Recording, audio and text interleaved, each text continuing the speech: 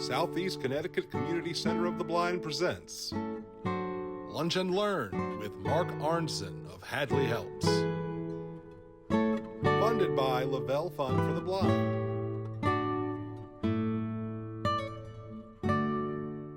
Thanks for letting me join your group today, you guys. I really appreciate it. My name is Marc Arneson, and I work at Hadley, and I've been here about 7 years. My title here is Director of Emotional Social Support, and I'm going to talk a little bit about what that means. But a lot of what I get to do here at Hadley is just I get to know a lot of people. So I spend time just talking with folks who are managing vision loss, hearing about their challenges, listening to their stories, and then I try to bring some of those narratives, those stories back to Hadley, and we try to figure out a way that we might be able to be helpful.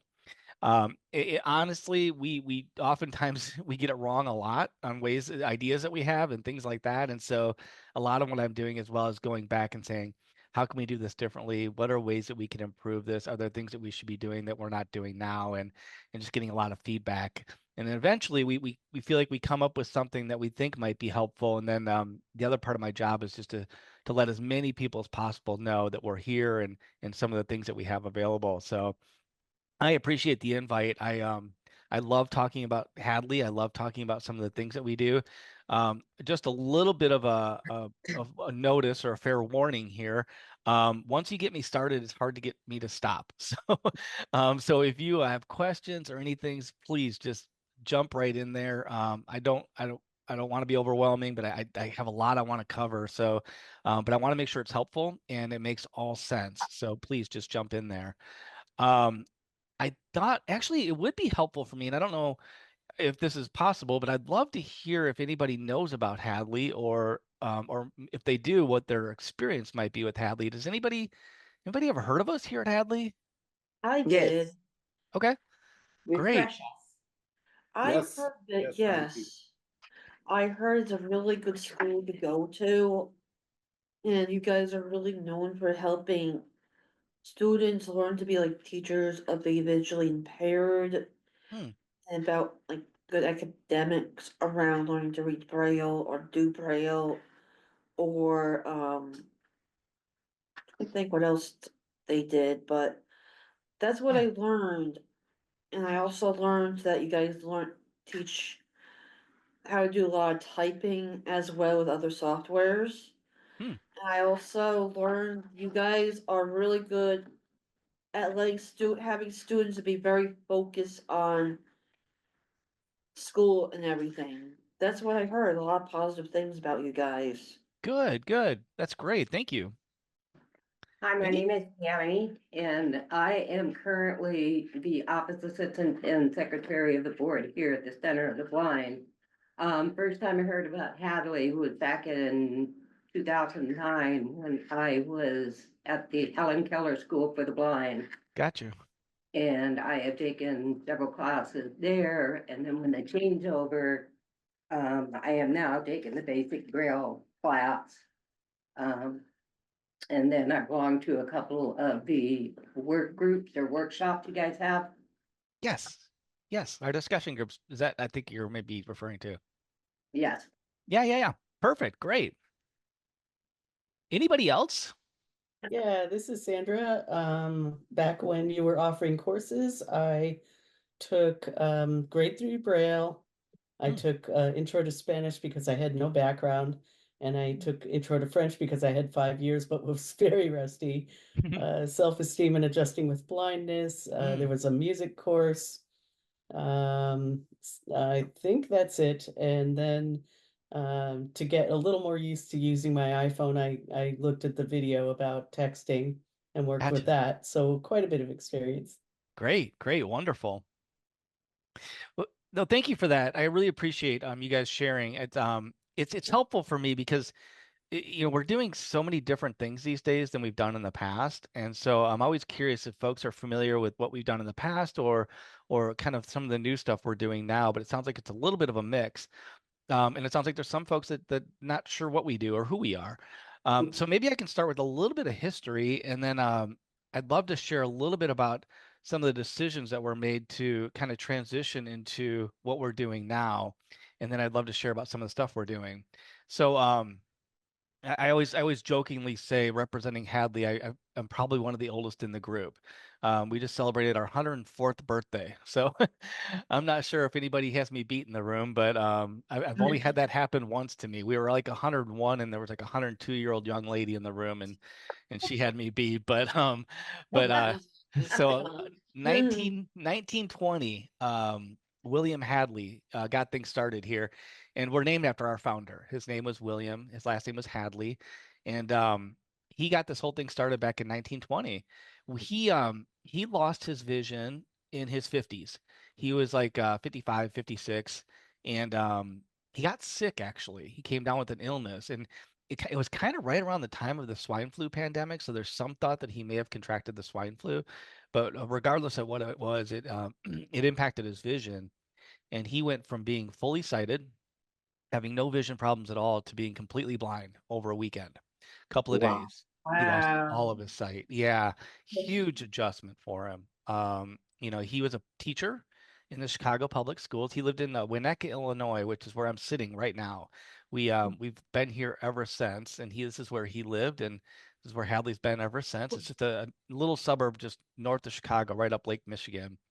And he decided to step away from teaching after his vision loss, but his passion in life, and I'm curious, is there anything that you guys are passionate about? Like, you think about something you're really passionate about, what just jumps out at you? Is there anything that jumps out at you? I'm curious.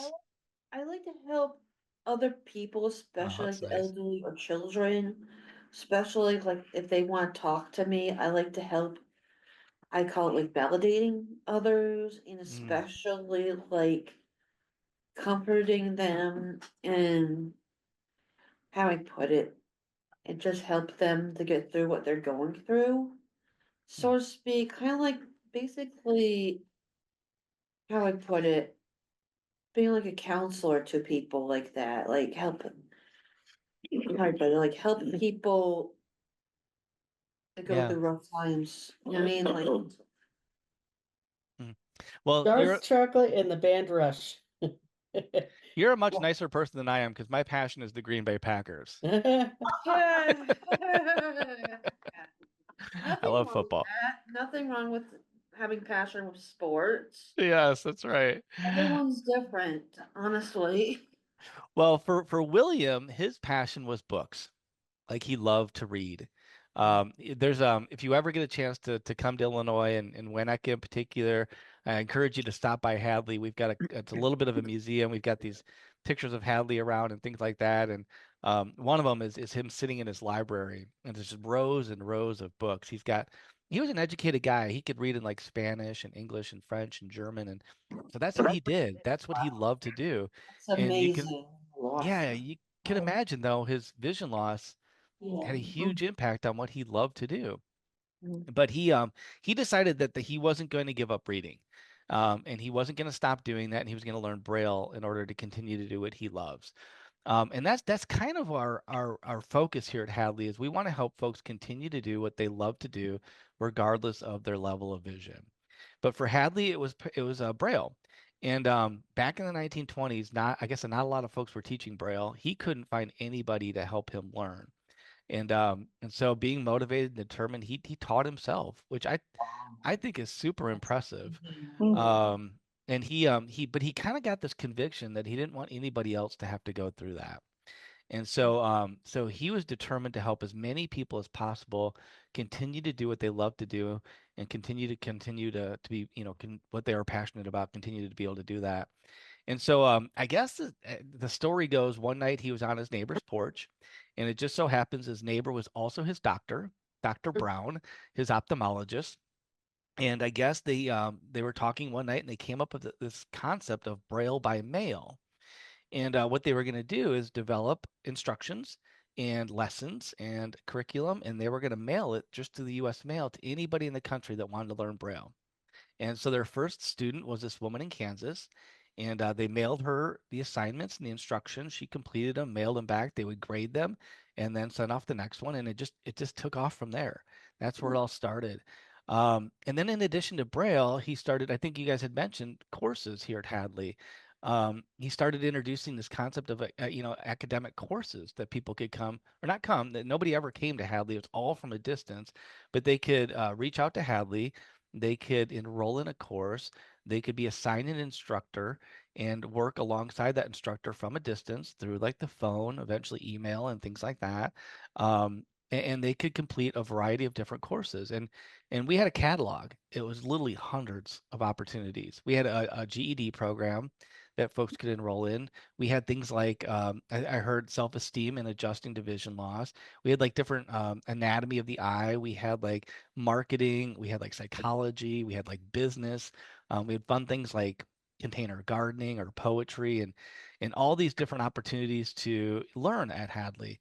And at that point, we were kind of known as Hadley's School for the Blind. And then, things shifted a little bit, and what we wanted to do was also be available to folks who weren't necessarily, completely blind, but had some usable vision. And so we kind of shift our title to Institute for the Blind and Visually Impaired. These days, we've kind of just dropped all of those past words, all those long words, and we're just calling ourselves Hadley. So we like to say we're on a first name basis. We're just Hadley here these days. But what we did about 10 years ago, I think it's about 10 years ago now. Time has gone by quickly, but we started recognizing that the enrollment in our courses were going down quite a bit. We weren't seeing as many folks that were coming to Hadley and enrolling in our different courses. Even our Braille, we were seeing quite a bit of a drop off of folks that were coming to us to learn Braille. And of those folks that were coming to us, we saw even more of a drop off from folks that started but didn't finish learning Braille through us. So we were curious and we wondered if we were having kind of the impact that we wanted to, that we thought we could. And so, we had lots of ideas on how we might restructure things or things we could be offering or things we could be changing or why this might be happening. And instead of kind of guessing, we started asking. And we just wanted to learn. And so we started reaching out to our folks that were using Hadley, and we started talking to them and we started listening to them. And it was really cool. There's so many people that wanted to give us their feedback, their insights, their thoughts on their experience and things like that. And so we started what we called this advisory panel. And it started with 500 people, and now it's grown to about 3,000. And so there's about 3,000 folks that are scattered throughout the country. And a lot of what I get to do is I get to send them surveys, get their feedback. I get to sit down individually with them and talk to them about ideas we have or understand their experience with Hadley. And it's really guiding everything that we're doing here at Hadley at this point. But it was fascinating to hear some of the feedback and some of the stories. Like we had one gentleman that talked to he shared with us that he's like, I love Hadley and I've learned a ton from Hadley. He's like, but honestly, every time I come to Hadley, I feel like I'm sitting in a classroom, and if I say the wrong thing, I'm going to get hit on the hand with a ruler. And he's like, it's not this kind of back and forth conversation. I had another woman said, she's like, I feel like I'm sitting in a lecture hall and you're kind of telling me what I need to know, when I need to know it, and how I need to know it. It's not like we get to talk and have a conversation about it. So that was super interesting to hear that folks were looking for more of a conversation and less of instruction from Hadley. The other thing that I heard was, well, grading. Grading kept coming up over and over again. And I don't know about you, but I totally can relate to that. I was never I was never that student that ran home with my report card, and wanted to show my parents like, "Yay, look what I did." But Very. we heard it over and over again. Actually, it's interesting. Somebody mentioned our self-esteem and adjusting to vision law or adjusting work course that we had. I talked to a woman, this woman that I talked to, she shared with me her experience on that course that she took. She said that she was new to all this. She had been diagnosed with macular degeneration, and it had been a couple years now, but she was just progressing, and it was progressing pretty quickly.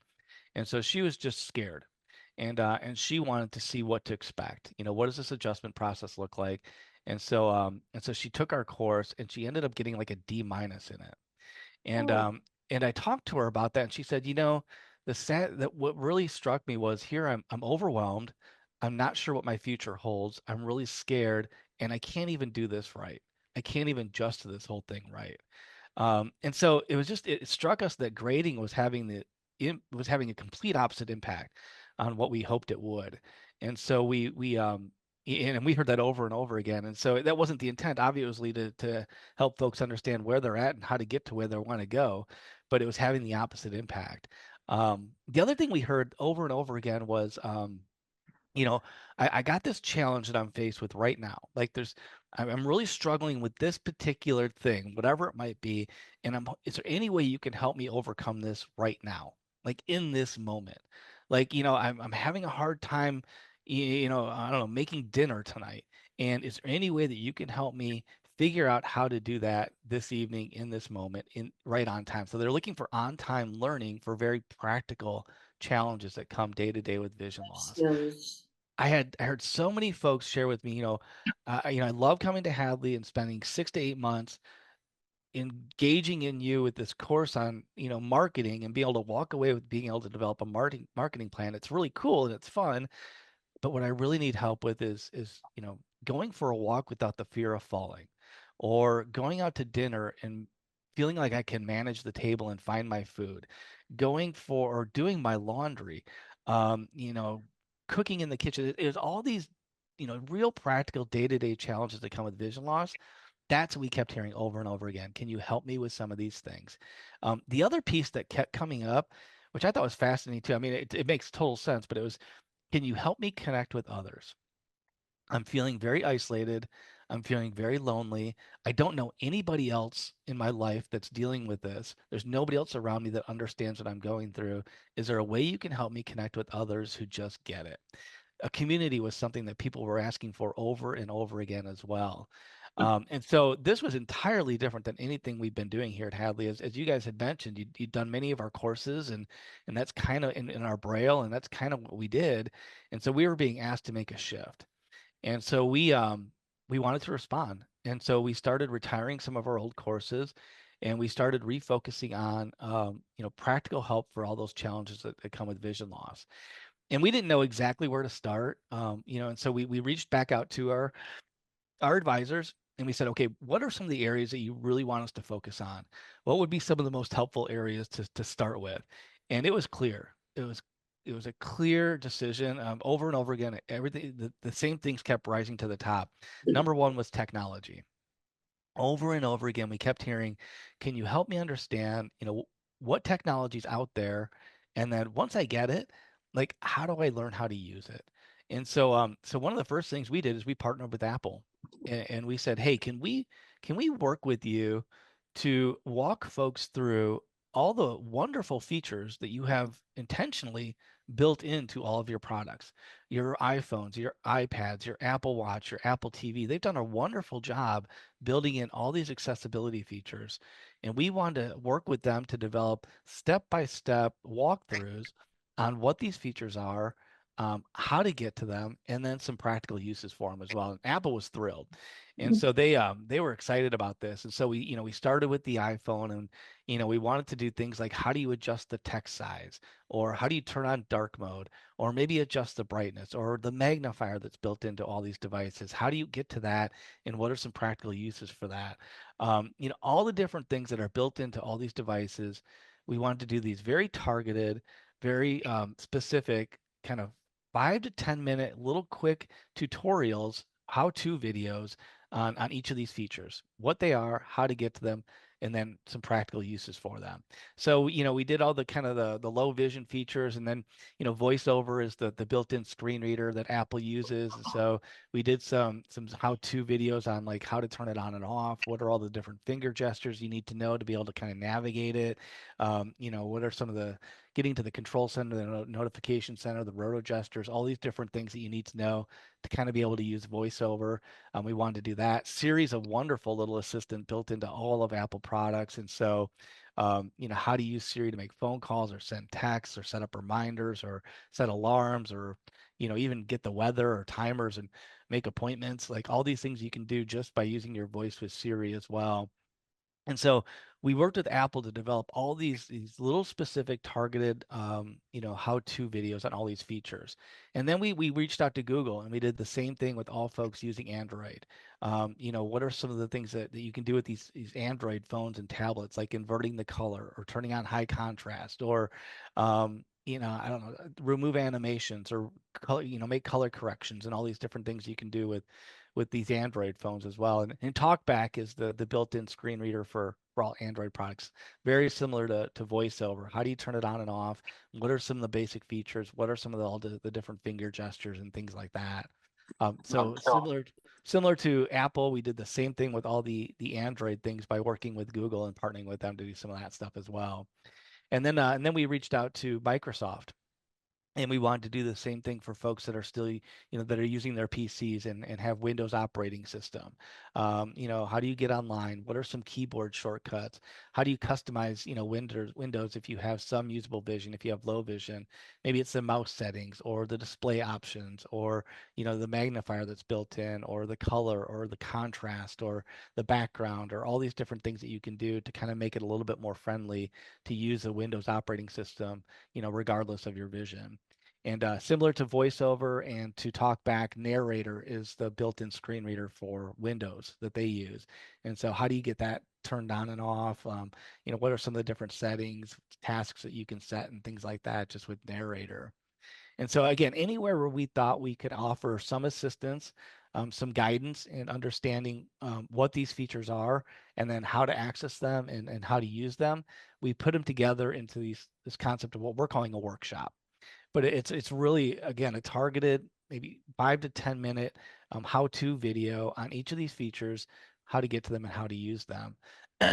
There was I like to tell these little stories. I hope you don't mind.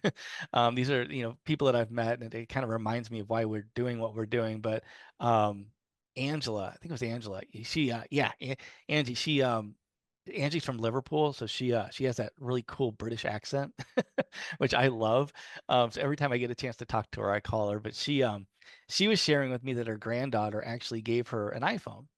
And I guess she upgraded and had one, and so she just gave her one of her old ones. And Angie was like, I hated that thing. She's like, I put it on my desk and I avoided it and I ignored it and I kept walking away from it. She said every time she picked it up and just felt that flat screen, she said she felt like she described it as feeling like she's in the middle of a field and has no idea which direction she's facing. She can't tell what's around her or where she's or what's going on. She said it just made her feel lost and scared. So she said she never wanted to have anything to do with that phone. And her granddaughter just kept bugging her and said, you got to give it a try. You got to figure this out. It's really cool. And so she said one day she picked up the phone and she said, either we're going to be friends or you're going out the window. And she came across these workshops that we have on using your iPhone. And she started to learn how to kind of get around her iPhone using VoiceOver. And she said, Mark, you know what it did for me? She said, it opened up. She's like, I realized that, learning how to use these things, it created like walls around me. They were like hallways, and I could start to feel my way around this phone, and I could start to feel which direction I was moving in and where I was going. She's like, but then I realized these hallways were actually leading me to different rooms, and in these rooms were things that I loved to do, and places where my friends were. And she's like, and it just opened up this new world for me that I never knew existed, and this connection to others that I never knew was out there, it was so cool. And she said it so, I mean, it just the way she said it, it just was so encouraging because it's exactly what we were hoping to do, is help folks understand what technology is out there, and once you get it in your hands, how to use it. And so technology is one of the biggest areas that we focused on as we kind of got started with our workshops. The other area is what we're calling daily living. And these are all just the day-to-day challenges that come with vision loss. We wanted to see if we could offer ways of kind of doing things a little bit differently, that have become more challenging these days. And so, just discovering new ways of doing things that you've done your whole life, but having to learn how to do them a little bit differently now that they've become more challenging with vision loss. Like cooking, for example, we want to offer suggestions on maybe, how to use sharp knives safely in the kitchen a little bit differently. Now that it's become more difficult with vision loss, or how to pour your cup of coffee in the morning, perhaps without spilling it and burning your hand or making a mess, or using your stovetop and oven, or telling when food is fully cooked when you can't read a thermometer. Or we wanted to help folks understand like how to get stains out or organize your closet to find things a little bit better. Or taking medication. It's so important that you're taking the right dose at the right time. So what are some suggestions on ways that you might be able to do that to make sure you're taking your medication safely? Magnifiers, they're super, they're so useful, but there's so many different kinds of magnifiers out there, and finding the one that's going to be right for you and most useful for you can be tricky. And so we've got some ideas on things to think about and ways to kind of look at magnifiers to understand how to find the right one for you. Um, you know, Organizing your home, caring for your pets, going to the grocery store, dining out, getting around unfamiliar places, taking the stairs, cleaning your house, because everybody loves cleaning their house, right? But you Yeah. got to do that sometimes, though. It's important to clean your house sometimes. So, what are ways that you can do that? Making repairs around your house, putting on your makeup, women's personal care, men's personal care, home repairs, anywhere where we thought we could offer a suggestion, a little tip, a way of doing things a little bit differently that you might not have thought of, but perhaps can make a big difference. We put it together into this concept of a workshop. Again, very targeted, very quick, maybe 5 to 10 minutes in length on each one of these different topics. Another quick story here. Patricia was somebody that I had met. She was a retired psychologist, and she I don't remember what her diagnosis was. I think it was macular degeneration as well, but I'm not remembering. But she shared with me, I thought it was interesting. She said as her vision declined, her world got smaller. And she said that as she even some days that she never even left her bedroom. She said it was familiar, it was safe, and she just sometimes just stayed there all day. But she said she came to Hadley because she wanted to take our course on anatomy of the eye. She wanted to understand physically what was going on with her eyes. She was a psychiatrist actually, so she had a medical background, and so she really wanted to understand medically what was going on. We had retired that course since, but what she found was our laundry series, and one of them was doing your laundry, and one of the things she hated was mismatched socks. Like she hated wearing mismatched socks. It just bugged her. And she said that she couldn't tell her navies from her browns from her blacks anymore. She couldn't tell them apart. But one of the tips that we mentioned in the workshop was safety pinning your socks together before putting them in the laundry.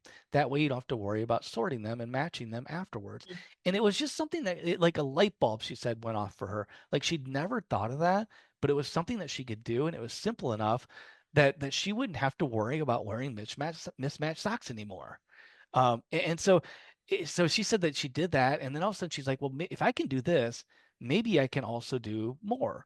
And so she started taking our cooking series, and she was back in the kitchen, and she was starting to try to cook again for her husband. And she said one of the things that her husband and her loved to do every evening, they would take their dog for a walk. But she was afraid of falling now, and she had this. She said it was just this fear that she couldn't get over of falling, and so we have this workshop on using a guided helper. And she said her and her husband sat down, they watched this together, and they practiced it. And she said they started going for walks again, and they were out walking their dog. And she said it just opened up opportunities for her, and she was gaining more and more confidence with more and more skills that she was learning. And she says, which was again the whole idea of what we hope would happen with some of these workshops, learning how to do things a little bit differently to help folks gain a little bit more confidence so they can continue to be more and more independent. So we have hundreds of these little tiny 5 to 10 minute workshops in all kinds of different areas in this daily living as well. So technology and daily living were the first two areas that we focused on. We have four other categories though as well. We have recreation, which is just fun things to do. We have working. So for folks that are currently employed and managing vision loss, it's kind of like how do you talk to your employer about that, or adaptations to work in to put in the workplace to be able to continue to do your job and things like that. And then we have adjusting to vision loss and Braille. And the adjusting to vision loss, there's not a lot of workshops in there, but we get a lot of feedback. There's one workshop in particular that's called coming to grips with vision loss. And one of the guys here at Hadley who narrates the workshop shares some personal stories of his vision loss. And it's really cool to hear some of the feedback of folks just feeling like they connect to his story. and just they're like, wow, I thought I was alone. I didn't know somebody understood what I was going through. And it kind of gives me hope is what they say. So it's kind of cool to hear some of the feedback from some of the workshops in that series, our adjusting to vision loss. But those are the 6 categories we came up with: technology, daily living, recreation, adjusting to vision loss, working, in Braille. And within these 6 categories, we have about 600 different workshops, a little over 600 different workshops. So lots of opportunities to learn.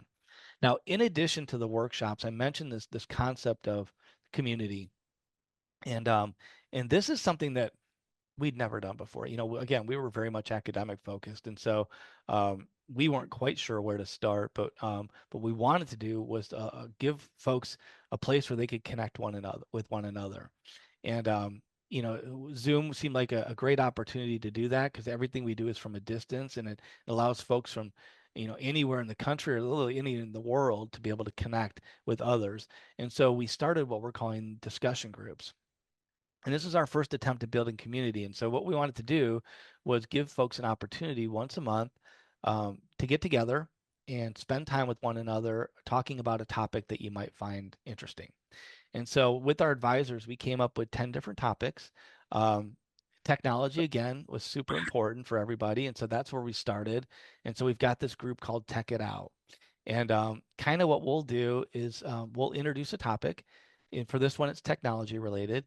And we'll talk about, what we like, what we don't like, how we use it, things like that. And then we'll just spend like maybe 10 or 15 minutes kind of introducing and talking about our experience. And then we just open it to the room. And anybody wants to share their experience or ask questions, answer questions, or just sit and listen, you can do that. And it's just an hour, and it's a chance to kind of be with others going through something similar and talk about this topic that you enjoy. So each of the discussion groups are held at the same day each month and at the same time each month. So for example, our Tech It Out is the 4th Tuesday of every month at 1 p.m. Central Time. So on the 4th Tuesday of every month at 1 p.m., there's an opportunity to jump on a Zoom call and talk with others about technology.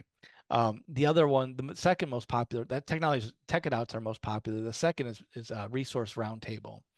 And in this one, what we're doing is we're talking about just organizations that are out there, resources that are out there, and how to access them and what they're doing and things like that.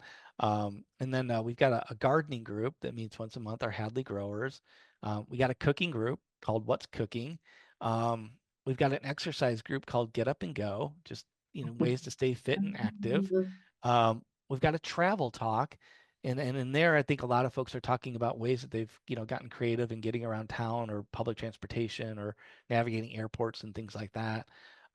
We have a Braille group that meets once a month, Embracing Braille. And I think these are a lot of folks who are kind of just getting started with Braille or maybe thinking about learning Braille or kind of jumping on together and kind of talking about that.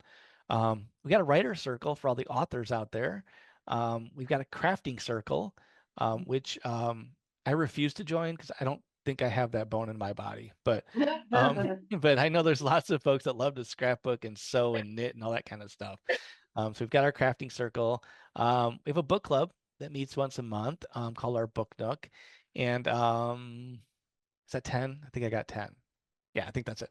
But again, there are opportunities once a month just to jump on a Zoom call and hang out with others who are kind of going through something similar and talk about this topic that you enjoy.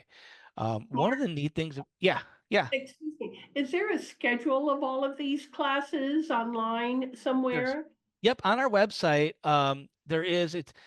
One of the options on the homepage is discussion groups. That'll take you right to that listing of all of them, and at the very top, there's a thing that says monthly schedule.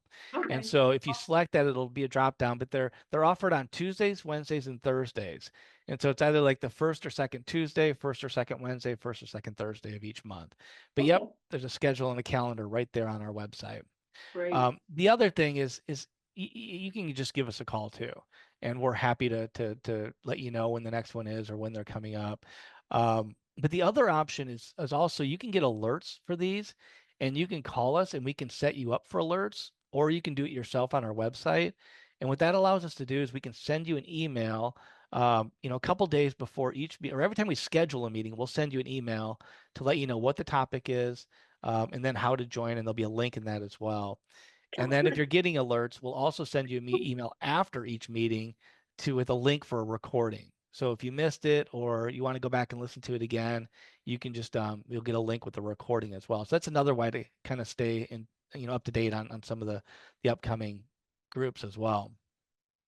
But yep, there is a calendar right there as well too. The Awesome. other thing that's kind of neat with Zoom these days is they have this feature.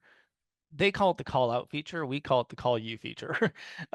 If it's a little bit tricky for you to join these meetings, like if you're not online, like if that's tough for you, or I know if you're calling into these meetings, you have to, you got to dial the phone number, then you got to dial the access code, and you got to do it pretty quick or it kind of resets itself, and you got to try again. If that's tricky, we can just call you from the meeting. You give us your phone number like 10 or 15 minutes before the meeting, we'll call you. All you got to do is pick up your phone and you can be brought right into the meeting. It'll say, welcome to your Zoom meeting. You're in the waiting room. And then, as soon as we see you, we'll bring you right into the meeting. So if that's easier for you, we're happy to do that. We're doing that for a lot of folks that want to join, but are having a little bit difficult time doing it. The trickiest part of that though is answering your phone. It'll be a number that you won't recognize. They kind of assign us a number. So, but if it's 10 or 15 minutes before, Oh, yeah, yeah. what's that? Now, I have a landline, the caller ID it'll tell what's on my caller ID. Yeah, And it'll probably say, oh, spam. I don't know. that's right. Yeah, no, it's Yeah. most people don't answer phone numbers that they don't recognize these days, right? It's true, you're right, you never know, honestly. Yeah. Yeah, but if it's 10 or 15 minutes before the meeting's supposed to start, it's probably us. And so if you pick it up, it'll say, welcome to your Zoom meeting. And, and then we'll just let you right in. So if that's easier for you, we're happy to do that. Now, Definitely. the discussion groups was kind of our first attempt at building community. What we also recognized was, a lot of folks, some of these meetings are big. Like our Tech It Out can be, over 200 people. And so it doesn't give everybody a chance to kind of ask questions or talk or engage with others. And we found that a lot of people were still wanting to be connected with others that they could have a relationship with. And I think of it was gosh, I'm drawing a blank on her name. I think it was Sandra. Anyway, she lives in Indianapolis. I remember the voice. I remember where she lived, but she said that she was living with her husband together in Indianapolis, and they had some grown kids that lived in the area. They were local too, that came home often. And she said she had lots of grandkids as well that were running around the house all the time. Lots of energy, lots of noise, lots of life in the house. But she said, even with all these people around me and things going on in my life, I've never felt so alone. And she said, if I could just have one person that I could talk to who gets it. She's like, I try to talk to my husband, but he doesn't understand because he's just never had to deal with this. He just doesn't get it. And it's hard for me to explain. And she said, if I could have just one person. And so it kind of encouraged us to see if we could connect folks on more of a one-on-one relationship. And so we started a program we're calling Peer to Peer. And the idea of this program is to help folks connect one-on-one with somebody else who is going through something similar and can kind of just understand, and they can be there to support one another. And so kind of how the program works is it's really for folks who are 55 and above and dealing with vision loss. And if if you feel like it would be helpful to talk with somebody who's in a similar circumstance, we'd be happy to try and connect you with somebody in our program, one of our other members. What we'd want to do is get to know you a little bit, kind of understand your vision, perhaps your vision story, understand your hobbies, your interests, things you like to do. And then we would try to connect you. Once we get to know you, we'd try to connect you with somebody who has some things in common. Perhaps it's the same eye condition. Perhaps it's, what you did for a living or what you're doing for a living. Perhaps it's, your family background history, maybe your hobbies, your interests. We try to figure out ways that we can connect for folks that have some things in common. And our hope is that, even from that first conversation, it can be a kind of a foundation for an ongoing relationship, some of these commonalities.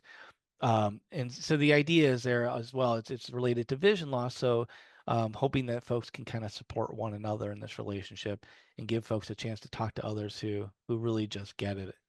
And so it's really cool. The program is a couple years old now, and I was just looking at it earlier, or actually earlier yesterday, And we've got about 350 people now that are part of the program. So there's a little over 200 relationships that we have connected. And we're starting to get some feedback about these relationships. And we've done a survey recently, and it's really cool. About close to 75% of the folks are still connected in this relationship, even a couple years later. And we asked them, is this a helpful relationship for you? And 98%, it was actually 98.46% said that this was something that was extremely helpful for them. The idea behind this was to see, does this help with some of those feelings of loneliness and isolation? And it was really cool to hear that, of those folks that are still connected, it was something like 87% were saying that it was helping them with these feelings of loneliness that they're feeling. And they even shared with us that the peer-to-peer program was contributing, it was helping to, alleviate these feelings of loneliness more than anything else in their life. Even talking to friends and family or social media or even some of their religious affiliations like their church and things like that, they thought that this program was helping them to deal with some of those feelings of loneliness, which is really cool to hear. But it's kind of interesting. We connect folks based sometimes on just eye conditions, sometimes on interests and hobbies and things like that. But it's weird to hear some of these connections, like some of the connections that they have. Like, for example, there's these two women. One of them, we were having a hard time finding the right connection for her because she was pretty specific in what she was looking for. But we ended up finding another woman that we wanted her to connect with and get to know a little bit. And she shared with us, she called later, about a week later, and she said, I can't believe you connected me with her. She's like, it turns out that our families, like our grandparents, grew up in the same small town in Italy. And our parents both, came to the US, as immigrants for the first time, and we first generation. And we're like, there's no way that's true. But it was just like these weird things. Like there was two guys that we connected, and not only did they, they had the same eye condition, they were around the same age, but it turns out they were both veterans and they served at the same time, and they both worked for UPS as a career, and they both had the same number of kids. It was like these weird kind of connections that we heard that were being made, that was just really cool. But it's so interesting to get feedback in this too. Like that woman that I mentioned, Sarah from Indianapolis, she reached out to me and she said, Mark, I'm so grateful for my peer, my connection. She's like, this was the missing piece for me, which was just so encouraging to hear as well. So if that's something that you think might be helpful for you, give us a call. We'll get to know you a little bit and we'll see if we can find the right connection for you as well. The other piece I wanted to share about as far as community, we've started here something called, we're calling it adjusting and coping together. And what we wanted to do, we hear oftentimes people calling us and talking about all these difficult emotions that can come with vision loss. I've had people share with me that the emotional adjustment to vision loss is sometimes even more challenging than the day-to-day practical challenges of vision loss. And so what we wanted to do is we wanted to give folks a space, a safe space where they could talk about some of these difficult emotions that can come with vision loss as well. And so for folks that think that they might benefit from something like that, we've got our adjusting and coping together. And what it is, it's an 8-week support group. And what we're doing is we're taking, maybe 8 to 10 people, and we're asking them to commit to an 8-week time frame. And each week, what we're doing is we're meeting for an hour and a half, and we're talking about a topic related to vision loss, a different topic each week. So, like one of the weeks I remember is just we simply call it giving up the car keys, and it's the idea of talking about grief and loss associated with vision loss. Another one we're calling, things that just set me off. And so we're talking about anger and frustration and triggers that can happen, things that, come out of the blue and can set a tone for the whole day, and kind of some coping strategies for some of that stuff as well. One of them's called loneliness. And so talking about isolation and loneliness that can come with vision loss, feeling like a burden is another one. And so it's the idea of, you know, asking for help and feeling helpless at different times and things like that. And so the hope is that we can, talk about some of these difficult emotions and then together come up with strategies, healthy strategies to kind of cope with them as well. And so we just finished our third group last week, and so it's really kind of new to us, and so we're learning a ton. But if that's something you're interested in, we've got Christy here at Hadley that's taking the lead on this program, and she she'd want to get to know you a little bit. We'd want to get you in the right group, and then we'd hopefully connect you with 8 to 10 other people, and asked you to commit to an 8-week process where we could, spend some kind of addressing some of these difficult emotions that can come with vision loss sometimes. So that's our adjusting and coping together as well. So it's kind of new to us, but it's growing and it's building. We're excited about it as well. So those are some of the kind of the pieces that we're building to connect folks with one another. We also have a podcast here at Hadley. We have 2 podcasts. One of them's called Hadley Presents, which is kind of a formal I don't know if you know what podcasts are. I shouldn't assume. They're like radio shows, and so you just kind of listen to them. But Hadley Presents is more traditional. We're interviewing folks, we're recording it, we're editing it, and then we're putting it out there for the world to listen to. And so we've got about 100 episodes of our Hadley Presents. Sometimes it's professionals talking about what they're doing in the field. Other times it's just some of our members sharing their story. The other podcast we have is called Insights and Sound Bites. And this one's a little bit different. They're really quick. They're like 3 to 5 minutes long. And what we're doing is sharing people's personal stories, like their testimonies. So it's just our members, and they're just sharing their story. And what we're doing is we're asking the question, in those difficult moments, it's, when it's a little bit more challenging, what is it or who is it that helps get you through that? And so anybody that has a comment about that, a thought about that, they can call us and we'll record a conversation. They can leave a message for us on our voicemail. They can record it directly from our website. You can record it and email it to us. And we're just using those recordings as episodes for our insights and sound bites.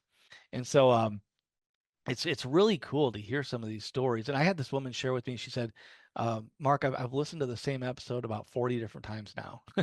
She's like, every time I'm feeling a little down or a little discouraged, I go back and listen to that same episode. She's like, I connect with that voice and I feel like it gives me hope, which is really kind of cool to hear. But if you've ever, there's about 50 episodes out there. And again, it's just people sharing their stories about some of the challenges they're facing and ways that they've overcome those. And if you ever want to share your story, give us a call. We'd be happy to listen to it. And, we might be able to use it as one of our insights and sound bites as well. So all this stuff, these workshops, over our 600 workshops, our 10 different discussion groups, our over 150 episodes of our Hadley, our podcast, it's all available directly through our website. Hadleyhelps.org is our website. So HADLEY and then HELPS, helps with an S.org. Now, once you get to the website, we've tried to make it as friendly as possible, regardless of your level of vision. So we've tested it on, voiceover, talkback, narrator, JAWS, NVDA, like any possible screen readers that we knew of, and as well as we've tried to make it friendly, for folks that have some usable vision as well. Like we tested it over, gosh, I sat with maybe 30 or 40 different people, and we just heard some wonderful feedback on things that we incorporated in the site to make it just more friendly. Like Daryl, for example, he said, when you're creating a website, don't be so wordsy, is what he said. He's like, he's like, I get to some of these sites, they're just walls of words. He's like, and I want to know what's on the page, but my eyes just get so tired trying to read it all. He's like, so say what you have to say, but say it in as few words as possible. One of the other women I met, she said, why on earth would you use a pencil when you can use a Sharpie? She's like, make everything big, make everything bold. And she also, the same woman, she shared, she's like, when I'm on a website, I sometimes get lost in the white space on a site. And she's like, 'cause I need to be about an inch away from the screen. And then if I get lost in the white space, I don't know where I'm at. She's like, so create anchors, like on every heading, put a line across the page. And if I can find that line, then I can follow it back to the heading and I can orient myself and I can know where I'm at again. And so there's all these little pieces that we learned from so many different folks that we incorporated into the site to hopefully make it as friendly as possible, regardless of your level of vision. But right from the get-go, there's this big button on the homepage that says Get Started. So I think it's like 3B buttons, 7 tabs, something like that. But it's also like if you have enough vision, we've made it big enough where if you find that, what we wanted to do is first of all walk you through setting up the site that's going to be best for your vision. So you hit that Get Started button, and the first thing we're going to do is help you set the contrast on the page. And so we've got a couple of different options. You can leave it right where it's at, black text on a white background. You can reverse it to white text on a black background. You can use yellow text on a black background or yellow text on a blue background. And all you have to do is select the contrast you prefer, hit next button, and everywhere on the site it's going to change it to that contrast. So we've tried to make it simple by just, finding the contrast that works for you, selecting it, hitting next, and everywhere on the site it's going to change that contrast.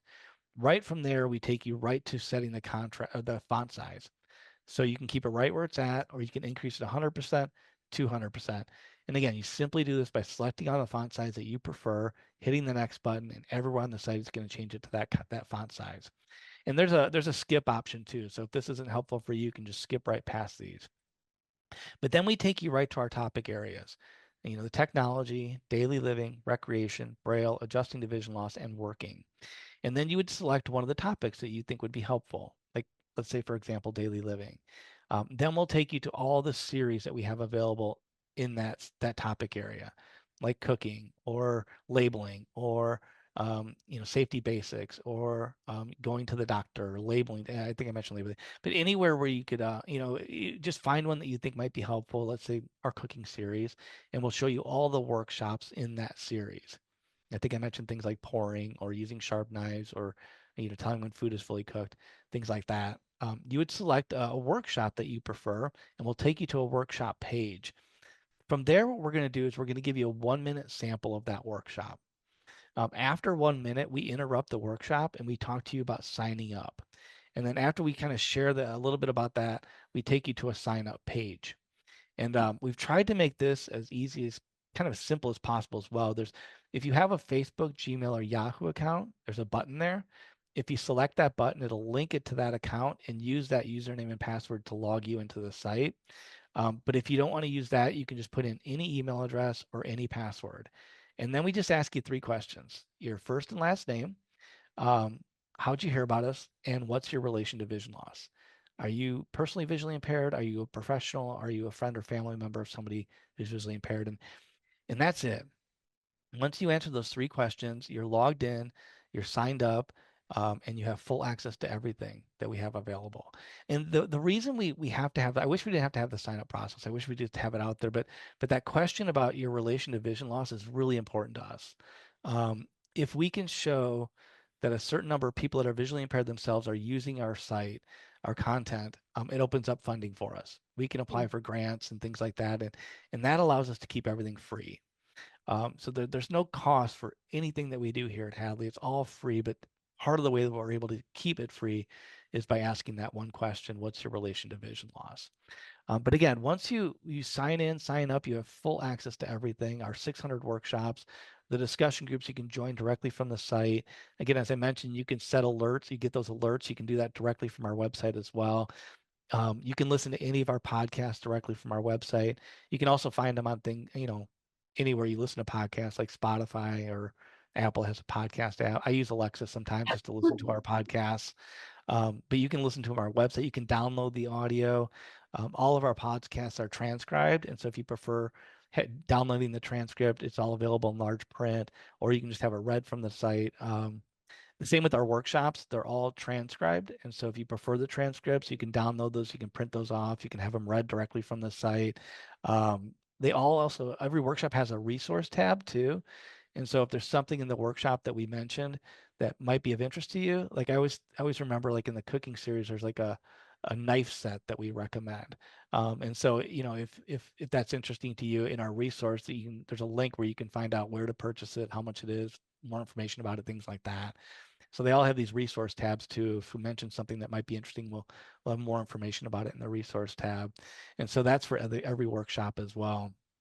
So all this you have full access to once you're signed in and signed up. And again, it's all free.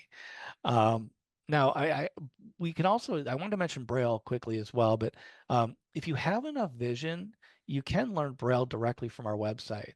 We call Braille for the sighted learner. And so you can start to learn all of your letters, numbers, punctuation, reading and writing Braille directly from our website. And it's kind of fun. It's like a game a little bit. You're dragging and dropping things, you're getting rewarded for correct answers, that kind of stuff. But if that's something that's interesting to you, if you have enough vision, you can learn Braille directly from our website.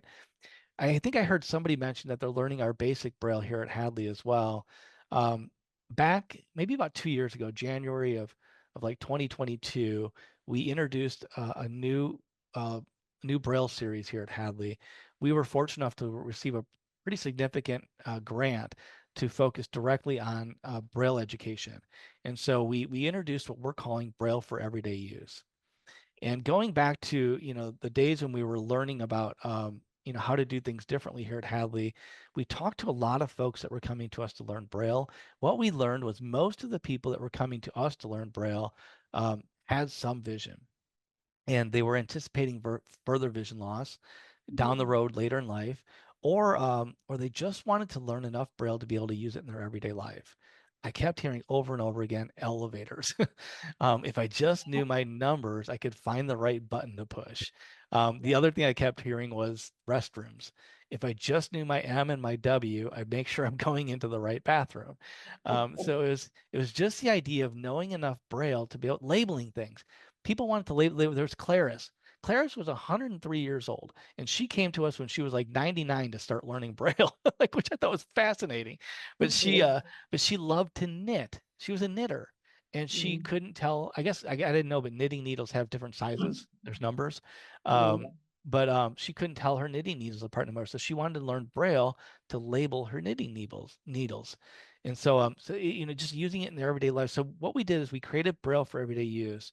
And the idea was allow folks to travel along learning Braille as far as they wanted to, or to what extent they wanted to. So what we do is we send you a workbook, and the top half of the workbook is all visual Braille. And so we show you where the Braille cell, what the Braille cell looks like, and then within the Braille cell, where that letter, that number, that punctuation is located. And then we give you a hint on how to remember that letter, number, or punctuation. Like I always remember B. B is the 1 and 2 Braille cell. And so they're kind of on top of each other. And so we suggest thinking about buttons on a shirt, like B for buttons. And so the idea is the whole bottom half portion of the workbook is all Braille you touch. So tactile Braille. So as you're starting to learn how to read Braille by your hands, by touch, the idea is that hopefully you can picture in your mind, oh, that's 1 and 2 that are kind of on top of each other. That's 1 and 2. Oh, buttons on a shirt. That's like buttons on a shirt. That's B. And so we're hoping that the hints can help you visualize in your mind as you're starting to learn how to read Braille by touch as well. But we can help you. The first book we'll send to you is A through C, and every book comes with audio instructions, which you can receive from our website, or there's a phone number you can call. And if you call the phone number, it's a voice prompted phone system. So once you're in, all you have to do is use your voice to say like 1 to go to the next, 2 to go back, things like that. We can help you learn all of your letters, numbers, punctuation. You can go as far along as learning how to write Braille. We'll send you a slate and stylus if you want to learn how to kind of take notes in Braille. We'll loan you a Perkins Brailler if you want to learn how to write Braille. We'll send you a Braille labeler if you want to start labeling things around your house. If you want to get into contracted Braille so you can start learning how to write novels or read novels, we'll help you get that far as well. But most of the Mark, folks that are yeah, is all of that equipment free to the it consumer? is. Yep. Wow, Yep. that's awesome. Everything's free. The Brailler we loan though, so it is like a 6-month Well, I was loan. gonna question, is it on loan? It Yeah, is. Just the okay. Perkins Brailler. The slate and stylus, we're happy to send you those. We can send you Braille pill boxes if that's something that's helpful for you. But the pill boxes, the labelers, the slate and stylus, you keep all of that. But the Perkins Brailler we can loan to you for at 6-month periods. And so if you need Got it for a little bit longer, we can talk about, doing another loan and things like that. But No. yeah, but we'll get them to you. But yeah, so if you want to learn Braille, if you want to just start to learn some of your numbers, punctuate, letters, we're happy to get you started with that as well. The only last thing I want to say before I open it to questions is we know not everybody's online. We know that that can be tricky for a lot of folks. So any of our workshops, we can send to you in the mail too. And so if you prefer, you just give us a call, and together, we'll kind of talk with you about some of the things that you're hoping to with help with some of the challenges that you're facing right now. And we'll try to find something that we think might be helpful, and we'll just send it to you. And we can send it in large print. We can send it in audio. And in audio, what we're doing is we're kind of piggybacking on the National Library's digital talking book system. And so if you have yeah, if you have one of those players, we can send you a cartridge that has the audio for those players. So all the audio for our workshops will be on those players. If you don't have a player, we can order it for you. We can fill out the form, we can submit it to your state library, and they'll send you one of those free players. And then we can start to send you those cartridges. And so if you prefer, we're happy to send you any of our workshops in large print, in audio, or in Braille. And you keep it. You don't send anything back to us. So the whole idea is that you can start to create your own. Awesome. Yeah. And so Huh. our hope is that you're able to go back to it whenever you want, however often you want. You know, if it's 6 months down the road and you're like, wait, how do you do that again? Well, you can go back to your cartridge or your large print document, and you can remind yourself. So we want you to have it actually. We call it the learning library. And so Wow. yeah, so That's the idea is to keep going awesome. back to it. So if that's the case, we're happy to send that to you. I lied. There was one other thing I wanted to say too. Sorry. Okay.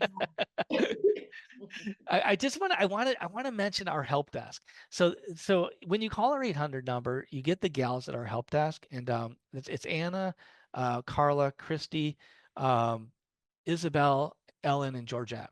So these are the 6 gals at our help desk. And what we've decided to do is we get a lot of folks that call us and have no idea what to do, where to turn, or where to find help. And they're kind of new to this, and they're not sure what to do and what to expect. And so what we decided to do is we decided to staff our team with counselors.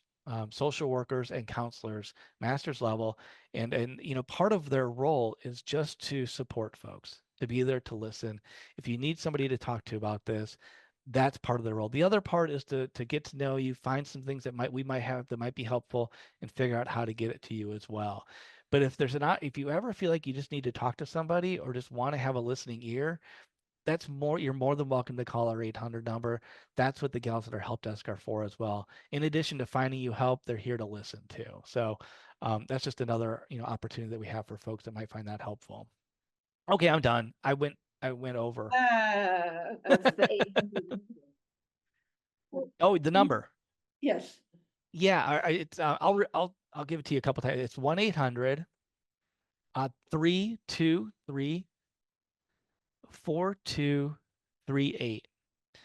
So 1-800 323 4238. And we're in Illinois, so it's Central Time, and we're here from 8 a.m. to 6 p.m. Central Time. So I think that's like 7 to 5, you guys. Is that right? Yeah, when, I think it's an hour difference Yeah, from us. we're Yeah, I ahead. think you guys are an hour earlier than us. Earlier, How right. many days a week? Monday through Friday. Monday through Friday. But if you call on off hours or on the weekends, you can just leave a voice message, and we're pretty good at getting back to you the next day. So if it's a Saturday, we'll get back to you on a Monday, or we'll try to get back to you the next day.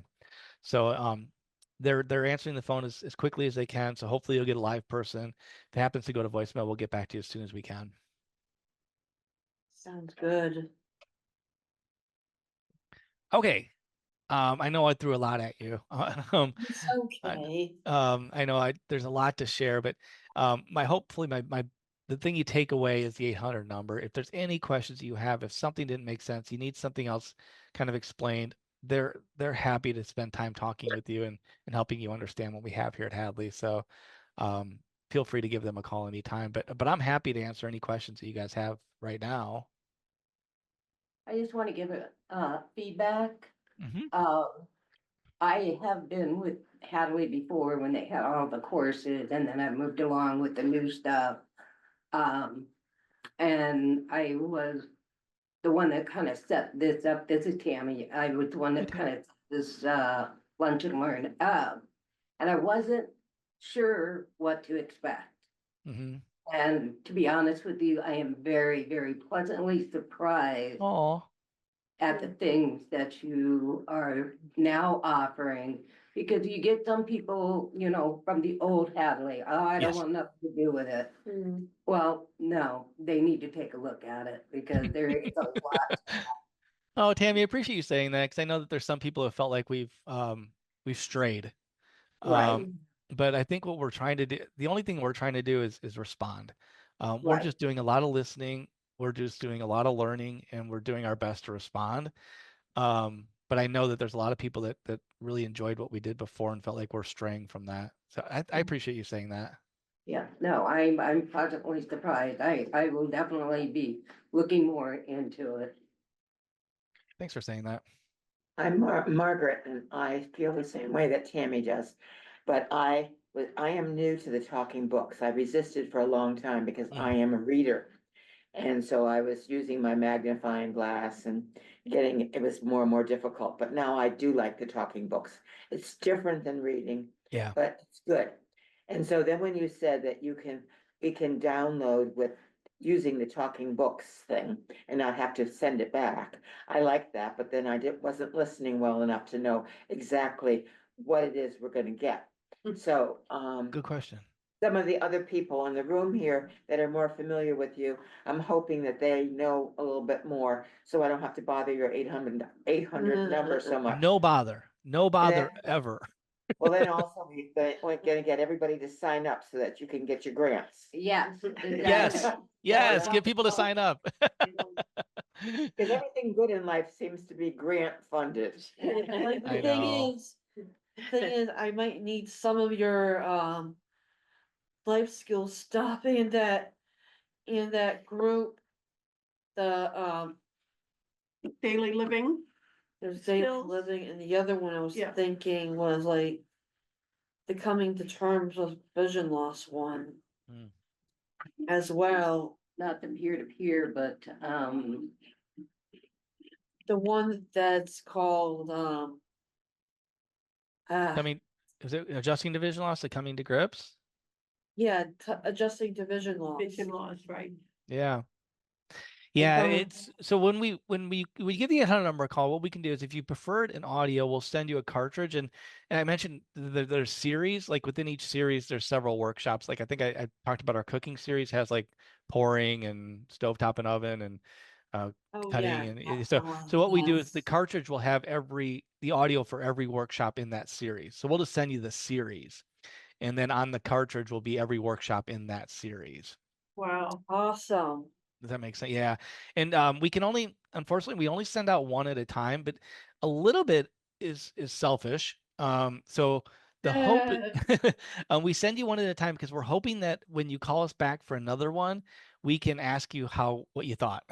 We're trying to get as much feedback as Yeah. possible. And so you might have a little conversation about what you think of it. Was it helpful? How can we improve it? That kind of stuff. But we're happy to keep sending out as many as you'd like. Once you're done with one, give us a call and we'll get another one sent out to you. Well, Definitely, because that's we good have to this hear. wonderful group here, when you send it out for the accessible book thing, we could kind of make our own library also and have a lending library for, friend to friend, peer to peer, whatever you want to call it. And then we can Yeah. find out whether we really do want our own or whether one-time listen is good enough. No, it's a great point. And I talked to a lot of groups and they're doing that similar, like they'll listen to a workshop together as one of their, group sessions, or sometimes people are listening to one of our episodes of our podcast. We had one this more recent. There's a woman named Ann Wagner. She's a retired psychologist. She worked with visually impaired veterans for 30 years. And she has RP herself, so she's continuing to lose more and more vision. But she talked about how she talked about this concept of complex grief, but then she talked about how our emotions are important in telling us what's valuable to us. It was really kind of a cool episode, and so I know a lot of groups I've heard groups that are listening to that and using it as a conversation piece as part of the groups and things like that. But the only thing is this, if you guys are using our content that way, everybody sign up first. Everybody individually sign up first. Good point.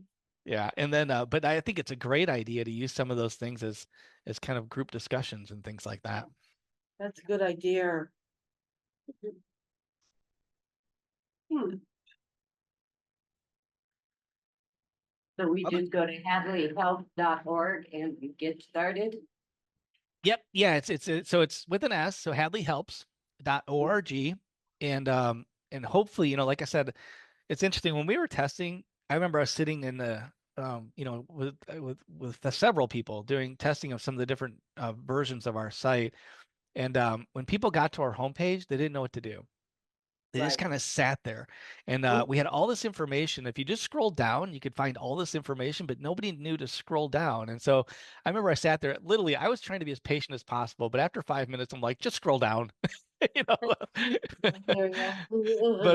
But so we decided to put this big get started button. So if you're wondering, you like, how do I get started? Well, this is where get started here. And so hopefully that kind of gets people going on the site and finding, where to move. But the contrast in font size, I was sitting there with this guy named Weiler, and he was like 98 years old. And Weiler so badly wanted to help us figure out, he wanted to give us some feedback on the site. And he was, he had very poor vision. He was like about an inch away from the screen, and he's trying to figure it out. And he's finally stepped back, and he's like, Mark, I'm sorry, I'm not going to be able to help you. I can't see it. And I said, hey, Weiler, take a look at this. And I hit the contrast, and I changed it to that yellow on blue. It was blue on yellow background, the font. And he kind of sat up. He's like, wow. He's like, that's interesting. And I said, hey, Weiler, take a look at this. And I increased it to 200%. And no joke, he started to get emotional. And he's like, oh my goodness. It's like you made this for me, is what he said. And I'll never forget that, because I was like, that's what we were going for.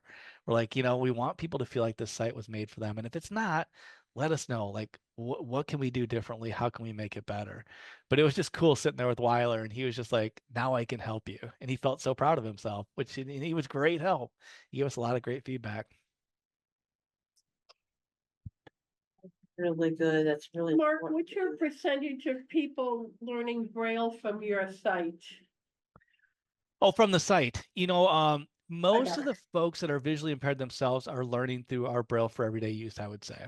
Most of the people that are coming to us to learn Braille that are visually impaired themselves want to learn by touch, tactile Braille. A lot of the folks that are learning Braille by using our website are professionals. And so these are folks that are kind of freshening up their Braille skills. And so they're coming to us to kind of, to use our site to do that. Or they're maybe getting into the field of, vision rehab or something like that, or TVI, teachers for the visually impaired, and things like that. They're starting to get into the field, so they're using our site to do some of that stuff. But as far as our Braille for everyday use, though, we're sending out, gosh, a couple of thousand workbooks a month probably. So we have a lot of folks that are, in different stages of learning Braille, and different workbooks that are going out. But Well, it's really cool to hear, though, like people are getting through the workbooks in maybe half an hour, 45 minutes. So it's pretty quick. And when I tested this with people, I had the chance to sit down early on with some prototypes and test this. And I tested it with like 7 different people, and every one of them said, I'm not going to be able to do this. There's no way I'm going to be able to learn Braille. After a half an hour, they knew their A through C. And they're like, oh my goodness, I can do this. And they were so excited, and they were having fun doing it, which is really cool when you talk about learning Braille. So yeah, we're having a lot of people learning Braille. So good. you say you have to be somewhat visually impaired or have some sight to see your Braille, correct? Your lessons. Not necessarily. So for folks that are totally blind, have no vision at all, Right. just the top half portion of the workbook's not going to be helpful for them. But we Okay. can still, the whole bottom half is still tactile Braille, and we're still walking them through the audio instructions. So you don't have to have, you can have no sight at all and still be able to learn Braille through our program. So like if I want to do the Braille course, I can get the course, the whole series on audio, and the workbook would be like, I can like learn from the audio to sync it with the Braille portion of the Right. workbook. Yep. The audio is a phone call or our website, though. We don't send the cartridges for the audio with Braille, just our workshops. Right. Just Yep. the workshops, yeah. Yep. But if you're wanting to learn Braille, there's a phone number that you can call to get the audio instructions, or there's a link on our website that you can go to get the audio instructions. Interesting. Yeah. But regardless of your level of vision, we can help you learn Braille. It's just, we encourage folks to use what level of vision they have to assist them in learning to read Braille by touch. But you have 0, right? She has none. Amanda, you have 0. No sight at all. So she needs all the help she can get, so. Yep. Exactly. We're counting on you. We'll do our best. We'll do our best. It's encouraging though. So we launched our website in 2020, and we wanted to as the pandemic was hitting and people were starting to, have to kind of hunker down in their homes. We wanted to try and get this out there to folks because I know that a lot of folks weren't able to get people into their homes to help them, or they weren't able to go places for appointments, and so we had 100 workshops, and we were like, we made it, we're done, and we put it out there, and then we got people all over, like they were flooding us with suggestions. What about this? Have you thought about that? And it was wonderful. It was so great to get some suggestions, and we continue to love suggestions. But it's really a lot of what we're doing now has been based on suggestions that folks have made, and like I said, now we're over 600 workshops on the site. Um, we just last year, our fiscal year ends. It starts July 1, so it's June of last year. We topped. I think we ended at 120,000 new members since 2020, which is really Wow, cool. Yeah. that's amazing. That is That is amazing. pretty amazing, yeah. Yeah. So it's cool to see that there's some folks that are finding help through Hadley. Yes. I'm glad to hear that. Yeah, it's encouraging. Hear But ya. we're in learning mode. So any suggestions you have, ways that we can do things differently, I'm all ears. You can call me directly. I'm happy to listen to any comments or feedback. Does anybody online have any questions for Mark? Do you have an email address that we could email you at? Sure. It's just my first name, Mark, but it's with a C. So MARC at hadleyhelps.org. So it's just my Thank you. first name at hadleyhelps.org. And I am the only Mark here. So if you call the 800 number and ask for Mark, they'll easily track me down. Okay, I'm writing it down. Mark, With a C. right? Yes. And what's the rest? Mark at hadleyhelps.org. Thank you. Hi, Mark. This is Sandra. Hi. Do you have big groups for Spanish speakers? Such a good question. We don't. So Carla, we have one of the gals at our help desk, Carla, who's fluent in Spanish. She's actually on maternity leave right now, though.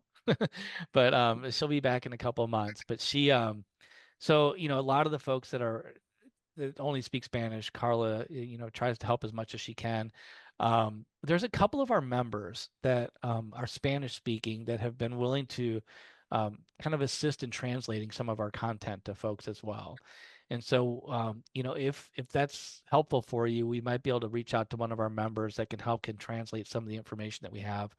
We've been actually working with the National Eye Institute to translate some of our content into Spanish. We have one series right now that's in Spanish, but it really kind of just came to a standstill. A lot of it was just like staffing and availability and then funding and things like that. But it's a goal of ours and we know it's important. We want to get our content out there to as many as possible. And we have folks across the world that are coming to us for help. Yeah, I really would like to have some extra friends, like in my same condition, who speak Spanish. I have one friend through Hadley. She's Maria. She started That's show me. Yeah. Maria Snow? Huh? Maria Snow? Maria Snow, yeah. We always talking, and but she's my only one. So I would love to have more friends. Sandra, are you familiar with Maria Snow is connected with she's part of this Well Connected. Mhm. Are you familiar with Well Connected? Yeah, a little, because I'm trying to learn Braille?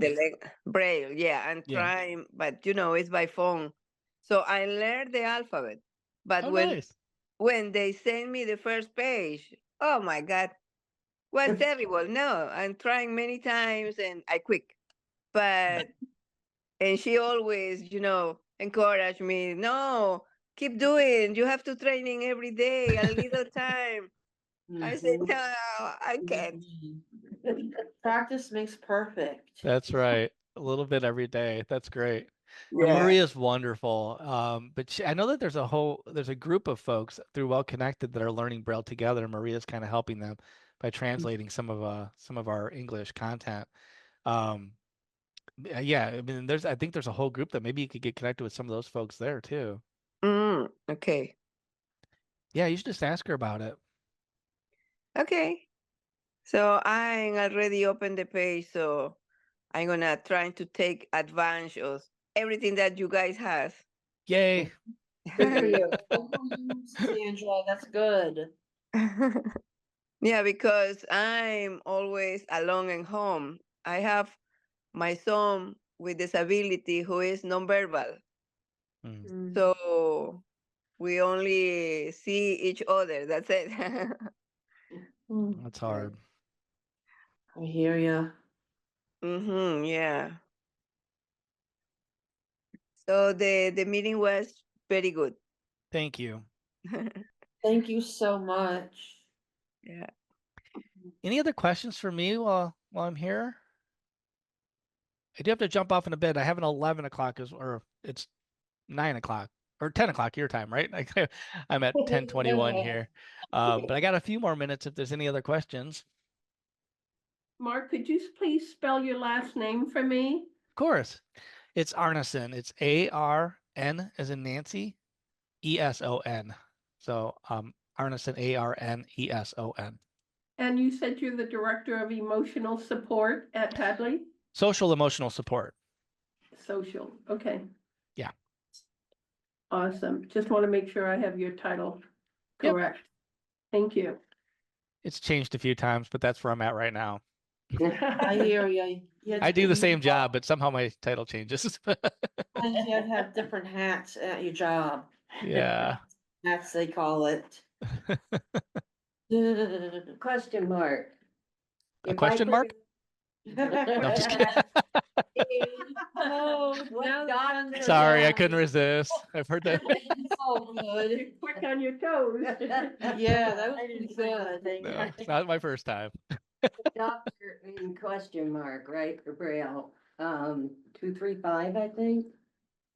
But anyways, I have not been on the website, signed in a very long time. How do I find out what my user and password? You can call us and we can so if you use Facebook, Gmail, or Yahoo, we can let you know. We can tell which way you signed up. If it was just by email or if it was one of those social signups, we can tell that. We can also give you the email address that you signed up with. We don't know the password, but there is a forgot password link right there as well. And if you select that, it'll send you a link to reset your password. Okay. But just give us a call and we can let you know how you signed in and then what email address you used. Okay, excellent, thank you. Yeah. Well, thanks you guys. Thanks for letting me crash your group here today. I appreciate it. Thank you so much. That was really good. Very informative. Hadley Helps. Marc Arneson, Director of Community and Social Emotional Support. Phone number 847-784-2775. Website www.hadleyhelps.org. SECT Community Center of the Blind. Lindy Lusk, Executive Director. Tammy Paradis, Office Manager. Executive Board. Scott Skinner, President. Kevin Harkins, Vice President. Tammy Paradis, Secretary. Marian Olette, Treasurer. Lynn McGee, Past President. Email info@centeroftheblind.org. Website www.centeroftheblind.org. Music: Concertos for Four Violins No. 2 by Georg Philipp Thielemann.